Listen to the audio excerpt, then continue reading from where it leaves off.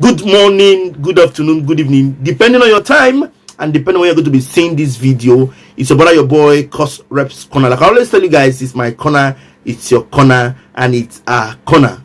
I don't wanna fall in love, I just wanna have some fun, yeah. I don't wanna fall in love. Now you will see the reason why I have not supported Biafra or the insertion of Biafra or the birth of Biafra, because I know that yes, an Igbo man is generally and normally stinging to his fellow brothers. Look at it. OHANEZE NDIGBO is billing the federal government of Nigeria 10 trillion naira as compensation for the 1966 coup, because IBB had just revealed that that coup was not planned by people like Ojukwu and the rest of them, that it was not an Igbo coup. So they are demanding an apology and a 10 trillion naira compensation. Let me shock you. The reason why Mazinnamdikanu Kalu is still in prison today is because of these same southeastern states, these same Biafran states. Now they are asking for 10 trillion naira compensation. They didn't include the release of Mazinnamdikanu Kalu in their request for the freedom, in their request for compensation. Can you believe that? Let me tell you the truth. If you don't believe that people will disappoint you, believe it now. Igbos will disappoint themselves, not me. They are asking, they want to set their birthright, they want to set their dignity for a mere 10 trillion naira compensation. I heard the present President General of OHANEZE NDIGBO, one John something from riversstate. My Oga, you are not doing it well. I could remember the likes of our late father, Chief Emmanuel Wanyawu, who was the president of the OHANEZE. He was a man who was dignified. You were a senator before. Let me if you have seen a senator now. You are not doing it well.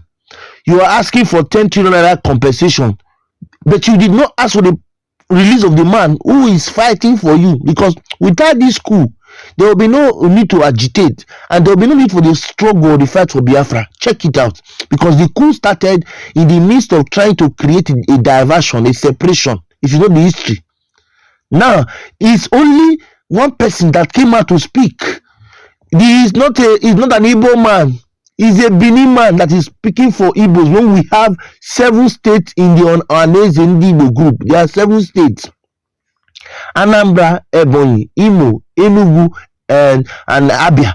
Then Delta and Riversstate. There are 7 states in OHANEZE NDIGBO. 7 states.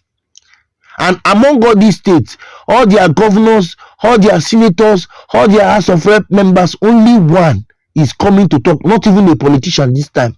A common man from Edo State, from South, that is coming to say, you people are asking for 10 trillion naira. You should have included the release of your leader, Mazinnamdikanu Kalu. What does that show you? They are not in support of Mazinnamdikanu Kalu. That's what it means. This particular government of OHANEZE NDIGBO is doing things on its own without the support of, or without the fight that his predecessors left behind for him. Because I could remember when our father was alive, talking about Chief Emmanuel Wanyawu, he spoke about the release of Mazinnamdikanu Kalu. And now, from IBB revelation, it has been said that this coup was not an Igbo coup, which means the government deserves to give us an apology and give us a compensation. The first compensation they asked for is 10 trillion naira. What a shame. May God not give us leaders that will put us in trouble. I have only said it to people. May God not give you leaders that will disappoint you. They want to set their birthright for 10 trillion naira. OHANEZE NDIGBO wish to set their birthright for just 10 trillion naira without even asking for the release of their leader, who is fighting for the same coup. Who started fighting because of the reason of the same coup. No, let me not talk. Let me allow you hear from very dark man, a Benin man who is speaking for us. When we have speakers, when we have House of Rep members, when we have senators, when we have governors, who God will punish. Anyway, guys, that's all I want to say. I want to thank you for this watching my content. I want to appreciate your love and the care. For those of us who want to subscribe or follow on social media platform, please I beg you, subscribe to the channel, like, comment, and share, so that we can move this ministry to the permanent site. Come on, next time to me your screen, guys. I leave us with this video of very dark man advising the OHANEZE NDIGBO to include Mazinnamdikanu Kalu in their bid for compensation, not asking for just 10 trillion naira alone, because of the revelation made by IBB, who just launched his book some days ago. Please give me your comment, reaction, opinion in the comment section. All right, so as you all know, yesterday OHANEZE NDIGBO seek apology from the federal government and also 10 trillion naira compensation to the Igbos, following the revelation from IBB's book that the coup was not an Igbo coup. That coup that they lied that was an Igbo coup led to the Biafran war, where it led to the buying of a lot of Igbos. Now, the OHANEZEs are requesting for 10 trillion, which is okay. But I also think they should put NNAMDI KALU as part of the negotiation, and this is why. Without that lie that it was an Igbo coup, there will not be NNAMDI KALU. There will not be NNAMDI KALU. Because NNAMDI KALU grew up to see that, oh, my people are being marginalized. My people are being stereotyped. My people are not given the right opportunities as other tribes. You know, we have 3 major tribes in Nigeria: Hausa, Igbo, and Yoruba. They are not given the same opportunities as the Hausas and the Yorubas. That's why NNAMDI KALU followed in the paw prints of his forefathers and decided that, you know what, yeah, since they already talk this thing, make we get our own place, since they know they treat us fairly. And everything is the genesis. The genesis of everything started from that narrative that the 1966 coup was an Igbo coup, which caused problem for the Igbos. Now, why?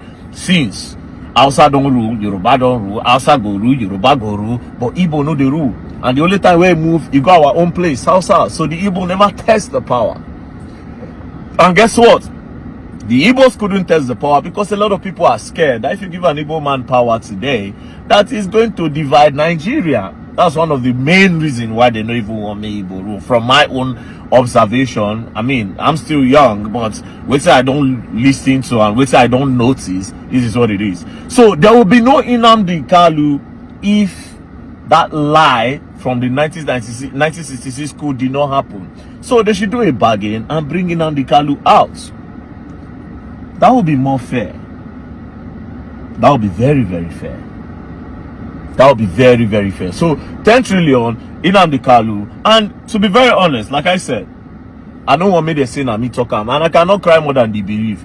Normally, normal.